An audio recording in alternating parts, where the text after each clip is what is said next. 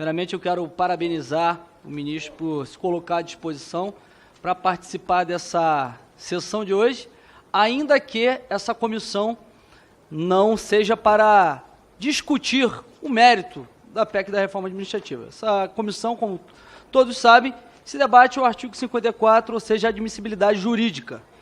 Mas, ainda assim, o que não se debateu aqui foi o mérito. Porque o que mais se ouviu aqui por parte da oposição foi falando sobre vacina, sobre inflação, sobre o preço do gás de cozinha, sobre o filho de porteiro, que já foi amplamente esclarecido pelo ministro, sobre orçamento secreto. Se essa comissão aqui, se essa sessão fosse a redação do Enem, a oposição reprovaria com 0 por total fuga ao tema. Mas foi importante também a vinda dele aqui para esclarecer algumas mentiras que estão sendo contadas pela oposição, pela mídia, por parte da mídia, sobretudo com relação à questão de afetar os atuais servidores públicos, o atual corpo de servidores que já atuam.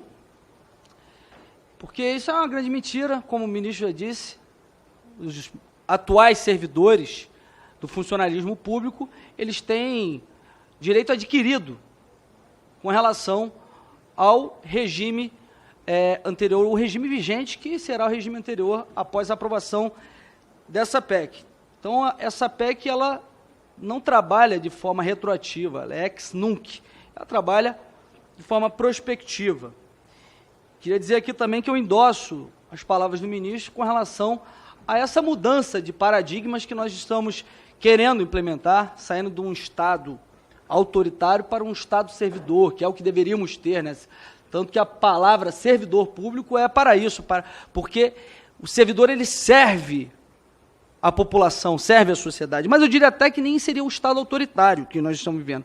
É um Estado anacrônico, paquidérmico, um Estado que nós temos muitos benefícios, aliás, privilégios, muitas regalias, servidores que trabalham com desídia. E quando eu falo aqui sobre isso, eu falo com propriedade, porque eu sou servidor público concursado há mais de 10 anos.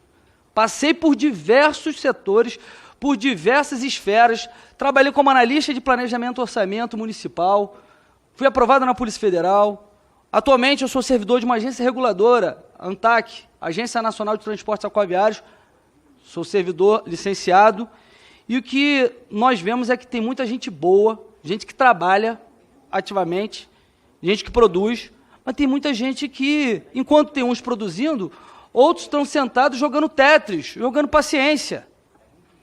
Por mais que aqui algumas pessoas tenham falado que os servidores são avaliados, muitas dessas avaliações são avaliações para inglês ver, essa avaliação de desempenho.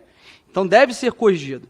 Então, eu acredito que a estabilidade, ela pode ser realmente flexibilizada, mas não para todos os cargos, como já vem sendo feito.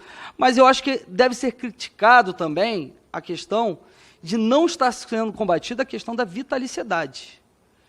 E gostaria de questionar o ministro, por que não estender essa reforma para outras carreiras que gozam disso, gozam da vitaliciedade, como a magistratura, como o Ministério Público, porque realmente é necessário fazer essas adequações, essas reformulações do serviço público, que nós sabemos que já acontecem há muito tempo.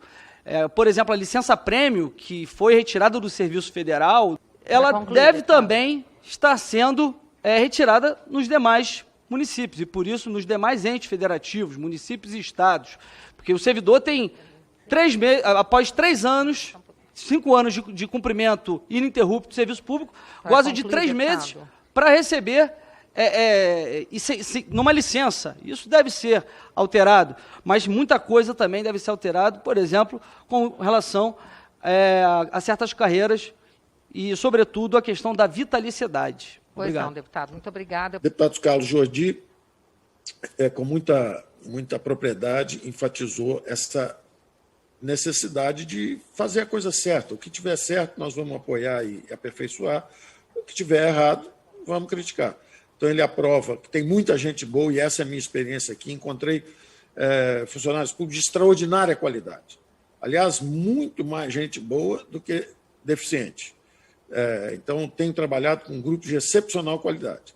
a meritocracia, esse aperfeiçoamento, tudo isso é meritório e eu confio, inclusive, nesses atuais servidores públicos para criarem os parâmetros de avaliação para os jovens que vão entrar lá na frente.